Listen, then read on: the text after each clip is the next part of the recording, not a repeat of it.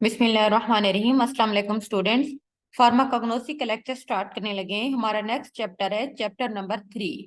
ठीक है, chapter number 3 में बेसिकली हमारे चैप्टर का नेम है टर्मिनोलॉजीज इन फार्माकोग्नोसी। फार्माकोग्नोसी में कुछ हम टर्म यूज करते हैं, ठीक है, हमारे प्लांट से रिलेटेड, उसके पार्ट से रिलेटेड मुख्तलिफ टर्मिनोलॉजी होती है, तो उसको हम इस चैप्टर में डिस्कस करेंगे। ये चैप्टर आपके ऑब्जेक्टिव पॉइंट ऑफ व्यू से अहम है, ठीक है, ऑब्जेक्टिव इसमें से आ सकते हैं।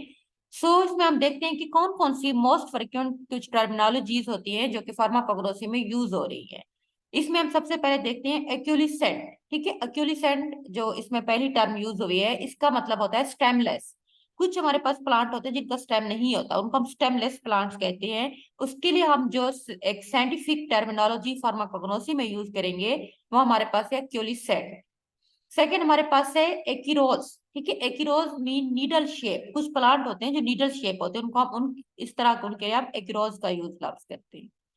उसके बाद है acicular. Acicular mean needle shape होते हैं जो कि अप्लाइड किए जाते हैं टू सम काइंड ऑफ फ्लेज। फ्लेज मीन जो कि प्लांट का कोई भी पार्ट्स, ठीक है, जिस तरह पत्ता वगैरह होता है उसको हम फ्लेज कहते हैं। तो इस तरह के लिए कुछ हम यूज करते हैं, नीडल शेप्स होते हैं, उसको हम एकिकुलर्स कहते हैं। उसके बाद है acute, tapering to sharp pointed apex with more or less straight side along the tips। ये पार्ट का एक पार्ट होता है जिसमें कुछ बहर निकले हुए जो है ना टिप्स के साथ कुछ सीधी लाइंस होती हैं, कुछ उसके शार्प जो है ना पॉइंट्स वगैरह होते हैं, उनको हम अक्यूट्स कहते हैं। उसके बाद है एंगुलर, हैविंग शार्प एंगल और corner, generally used in reference to structure such as stem to contrast them with round stem. ठीक है, कुछ एंगुलर स्ट्रक्चर्स होती हैं, एंगुलर शेप्स के कुछ कॉर्नर वगैरह होते हैं जो कि इन स्ट्रक्चर्स के साथ हम कुछ जैसे कि स्टेम वगैरह के साथ हम रेफरेंस के तौर पर उनको यूज करते हैं। कुछ राउंडेड स्टेम वगैरह होती हैं, उनको हम एंगुलर पार्ट कहते हैं। देन हमारे पास है एक्सिस। एक्सिस में पता है कि मेन स्टेम, एक्सिस जो किसी चीज को सपोर्ट करने के लिए होता है, उसका मेन सहारा, मेन स्टेम, उसको हम एक्सिस का नाम देंगे। उसके बाद हमारे पास है basals. At or near the base. ठीक है, बेस के साथ, उसके बिल्कुल साथ, उसको हम बेजल्स कहते हैं। Often describing leaves and wear they attach. ठीक है, अक्सर हमारे पत्तों वगैरह को डिस्क्राइब करते हैं जहाँ पे पत्ते उसके साथ अटैच होते हैं, उसकी बेस लाइन हम उसको कहते हैं। उसके बाद हमारे पास है बेसिफिक्स्ड। बेसिफिक्स जो होती है अटैच बाय द बेस। कोई भी चीज जो कि बेस के साथ अटैच होती है उसको हम बेसिफिक्स्ड कहते हैं। कंपेयर डोर्सिफिक्स्ड वर्सटाइल भी हम इसको कह सकते हैं। ठीक है, उसके बाद एक कैपिलरी। कैपिलरी किस तरह का टर्मिनोलॉजी है, वेरी स्लेंडर, बिल्कुल जो थे ब्रीक और पियर लाइक होती हैं। ठीक है, बिल्कुल सीधी ब्रीक स्लेंडर की तरह पियर लाइक स्ट्रक्चर होते हैं, जिनको हम कैपिलरी कहते हैं। देन हमारे पास है deltoids. Deltoids broadly triangular in shape. ठीक है, शेप में ट्रायंगुलर शेप की तरह होते हैं, जिसको हम डेल्टोइड्स का नाम देते हैं। उसके बाद है डेंस। डेंस मीन कोई चीज congested, describing the deposition of flower. Flower आपस में जब डिपोजिट हो जाते हैं डेंस फॉर्म में होते हैं, कंजेस्टेड फॉर्म में। उसके बाद है dentate with sharp outward pointing tooth on the margin. Margin के ऊपर कुछ जो होती है बहर निकले हुए शार्प तरह के टीथ की तरह स्ट्रक्चर होते हैं, जिसको हम डेंटेट कहते हैं। देन हमारे पास है जो होती है एक्सोडेट। एक्सोडेट मीन अ सब्सटेंस एक्सुडेड और secret from A plant. Plant से कोई भी एक तरह का पौधा जिसको हम एक्सोडेट कहते हैं। ठीक है, एक्सुड सब्सटेंस जो प्लांट से बह रहा था उसको हम एक्सुडेट कहते हैं। देन हमारे पास एक गाल। N abnormal growth on the plant is caused by insect. Insect वगैरह अगर प्लांट को जितने कट काट वगैरह कर देता है तो वहां पे प्लांट की समटाइम एबनॉर्मल ग्रोथ होना शुरू हो जाती है, जिसको हम गाल का नाम देते हैं। उसके बाद हमारे पास है ग्लोबोरियस। ग्लोबोरियस मीन स्मूथ विदाउट हेयर। कोई भी चीज जो स्मूथ फॉर्म में होती है, प्लांट का कोई पार्ट जिसके ऊपर हेयर नहीं होते, उसको हम ग्लोबोरियस कहते हैं। देन हमारे पास है ग्लैंड। ग्लैंड जैसा कि नाम से शो है, कोई भी डिप्रेशन या protuberance that exist for the purpose of secreting. कोई भी चीज बाहर निकलने के मकसद से जो प्लांट से बाहर आती है, उसको हम ग्लैंड कहते हैं। उसके बाद हमारे पास है glandular. Glandular mean producing tiny globules of sticky या ऑयली सब्सटेंस। कोई भी स्टिकी ऑयली सब्सटेंस जहाँ छोटे छोटे ग्लूब्स वगैरह प्रोड्यूस होते हैं, उनको हम ग्लैंडुलर कहते हैं। देन हमारे पास एक ग्लेन्स क्या है, a dry dehiscent fruit borne in capsule cupule are such as जो होती है एकोन वगैरह के अंदर। प्लांट का कोई पार्ट जिस तरह के अकोन या कप्यूल्स वगैरह में ड्राई फ्रूट जो प्रोड्यूस होता है, बोर्न होता है, ठीक है, उसको हम ग्लांस कहते हैं। देन हमारे पास है habit. Habits mean overall appearance of the plant, पूरा प्लांट का किस तरह से है, उसके अपीयरेंस किस तरह से है, उसको हम उसको हैबिट कहते हैं। देन हमारे पास है leaflets. On segment of A compound leaf, compound leaf का एक कोई भी पत्ता, एक पूरा पत्ता होता है ना, तो उसका कोई एक पार्ट, उसका एक सेगमेंट जो सेगमेंट जो होगा, उसको हम लीफलेट्स का नेम देते हैं। देन हमारे पास है ओवरी। ओवरी में पता है कि ये जो है ना बेसल पोर्शन होता है पिस्टल का, जहां पे female germ cells develop into seed after germination. Female organ है प्लांट का, ठीक है, जहां पे जर्म सेल्स डेवलप करते हैं सीड्स के अंदर आफ्टर जर्मिनेशन के बाद। उसके बाद है poly. Poly means many, prefix meaning many, ठीक है, प्रीफिक्स हम यूज करते हैं, इसका मतलब होता है बहुत सारा। देन हमारे पास है राइजोम। राइजोम्स जो होती हैं and underground stem capable of producing new stem or plant at its nodes. Rhizomes क्या होता है कि कोई भी अंडरग्राउंड स्टेम होता है जो कि जिसके अंदर ये कैपेबिलिटी होती है कि वो नए स्टेम या प्लांट को प्रोड्यूस कर सकता है अपने नोड्स के ऊपर, तो उसको हम राइजोम्स कहते हैं। उसके बाद एक चीज होती है राइजोम्स में जड़ की तरह का कोई हिस्सा होता है, अंडरग्राउंड पार्ट होता है, तो उसको हम राइजोम्स कहते हैं। देन हमारे पास है vaginate. Vaginate provided with or surrounded by a sheath, ठीक है, कोई भी चीज जो शीट के साथ बताई जाती है उसको हम वेजिनेट कहते हैं। उसके बाद हमारे पास है xylem. Xylem mean water conducting tissue of the vascular plant. हमें पता है प्लांट के टिश्यू होते हैं जालियम एंड फोलियम का, उनको नाम देते हैं। तो जालियम मीन वाटर जो कंडक्ट करने वाला वस्कुलर प्लांट्स का वाटर कंडक्टिंग टिश्यू होता है, उसको हम जालियम का नाम देते हैं। उसके बाद हमारे पास है लीव्स। क्या होते हैं? पत्ते, ठीक है, एक होता है लीफ, एक पत्ता। लीव्स मीन पत्ते। Flattened structure of a higher plant, बड़े बड़े प्लांट के ऊपर ब्लेड की तरह की ग्रीन जो हमें चिपटी जो होती है, फ्लैटेंड कहते हैं, चिपटी हुई हमें जो स्ट्रक्चर्स नजर आती हैं उनको हम लीव्स का नाम देते हैं। They are attach to the stem are called leaves, ठीक है, ये पत्तों के साथ अटैच होते हैं। लीव जो होते हैं बेसिकली वो स्टेम के साथ अटैच होते हैं, जिसको हम लीव्स कहते हैं। उसके बाद हमारे पास है stem. Stem do many things. Stem हमें पता है जो मेन एक सपोर्टिंग पार्ट होता है किसी भी प्लांट का, उसको हम स्टेम कहते हैं, उसका तना, ठीक है। स्टेम बहुत सारे काम करता है। फर्स्ट हम ये देखते हैं कि ये support the upper part of the plant, plant को सपोर्ट करने के लिए होता है, पूरा प्लांट उसके ऊपर ग्रो करता है। They act like a plant plumbing system भी होता है, जो कि वाटर न्यूट्रिएंट्स वगैरह को कंडक्ट करता है रूट से एंड अदर फूड्स वगैरह को in the form use from leaf to other parts, ठीक है। जो हम फर्टिलाइजर्स एंड वाटर वगैरह हम अपने प्लांट्स को देते हैं, तो जाहिर सी बात है हम उनकी रूट्स के थ्रू देते हैं, जमीन में देते हैं, जमीन से उसको अब्सॉर्ब करते स्टेम ऊपर पूरे प्लांट तक कंडक्ट करता है। Then all the plant have stem, तमाम प्लांट के स्टेम होते हैं। Stem grow up into air and toward the light, हमेशा हवा और रोशनी की वजह में मौजूदगी में अच्छे से ग्रो करते हैं। Leaves and flower are on the stem, हमें पता है कि जितना भी लीव्स और फ्लावर होते हैं वो स्टेम के ऊपर होते हैं। देन हमारे पास है फ्लावर्स क्या है। अ flower is a reproductive structure found in the plant, plant के अंदर जो उसका रिप्रोडक्टिव पार्ट होता है उसको हम उसको फ्लावर कहते हैं। The flower of the plant have always been popular in traditional medicine, के अंदर जितना भी प्लांट के फ्लावर हैं हमेशा से वो पॉपुलर रहे हैं। एग्जाम्पल इंक्लूड हमारे पास क्लोव, ठीक है, होता है, एंड उसके बाद चेमोमाइल फ्लावर्स होते हैं। क्लोव कहते हैं लॉन्ग पॉड, ये एक तरह का फ्रूट है, इस तरह चेमोमाइल। अगर हम फेनल्स की जो होती है फ्लावर, ये हमारे पास क्लोव, ठीक है, ये उसका है। इस तरह हमारे पास अगर हम शिमला मिर्च कैप्सिकम की बात करते हैं तो वो भी एक फ्लावर और वो फ्रूट भी हो सकता है, सॉरी, जो हम इसके अंदर यूज करते हैं। देन हमारे पास है fruit.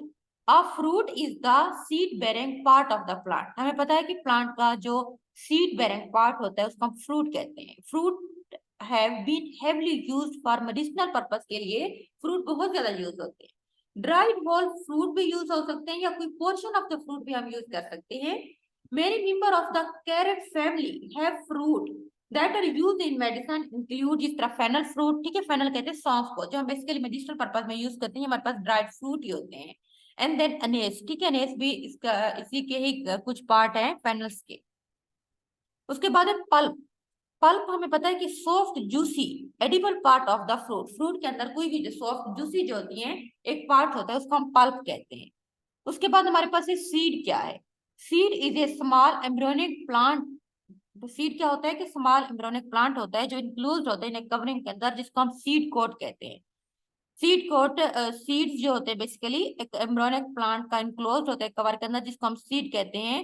Usually with some store food. आमतौर पर कुछ जो होते हैं फ्रूट के अंदर सीड मौजूद होते हैं, और सीड हमें पता है कि एक सीड कवर के ऊपर होता है। सिंपल अगर हम बादाम की एग्जांपल लेते हैं तो उसके ऊपर एक सीड कवर होता है।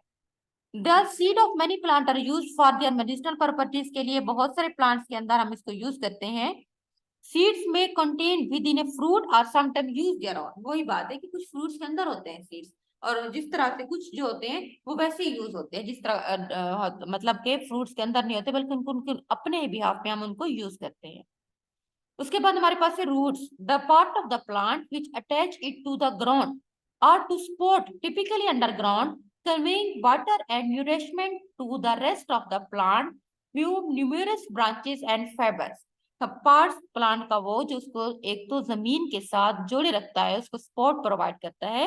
आमतौर पर अंडरग्राउंड होती हैं जो रूट्स होती है। देन रूट्स का काम क्या होता है कि जितना भी वाटर या अदर न्यूरिशमेंट्स वगैरह होती हैं वो जमीन से प्लांट के दूसरे टिश्यू तक पहुंचाते हैं।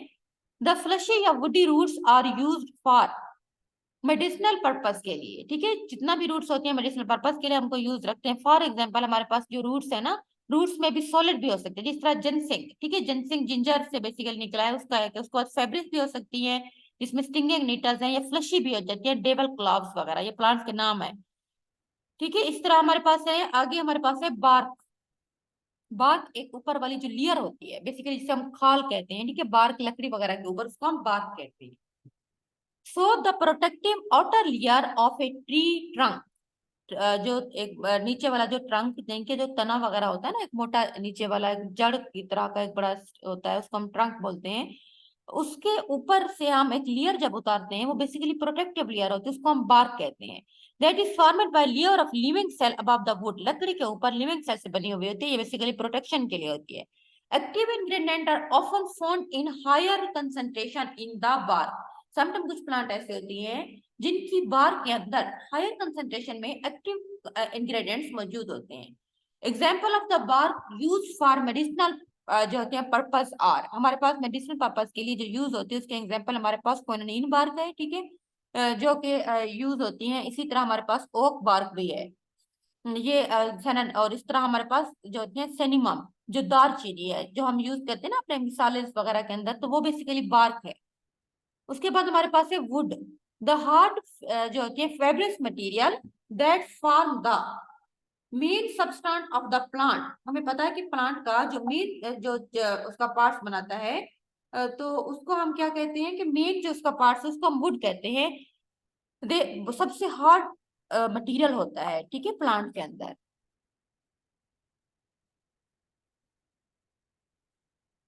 उसके बाद है कि this thick stem or wood of the tree are sharp are use for medicinal purpose.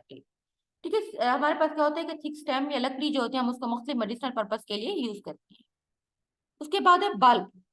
A bulb is defined as fleshy structure comprised of numerous layer of the leaf bases, otherwise known as bulb scale भी कहते हैं। ये bulb क्या होता है कि fleshy structure होती है जिसके ऊपर बहुत सारी लेयर्स होती हैं। जिस तरह अगर हम प्याज की बात करते हैं, ऑनियन, इस तरह हमारे पास है। जब आप उसके ऊपर भी अंदर उसके बल्ब होते हैं, उसके ऊपर मुख्तलिफ प्रोटेक्टिव लेयर्स होती हैं।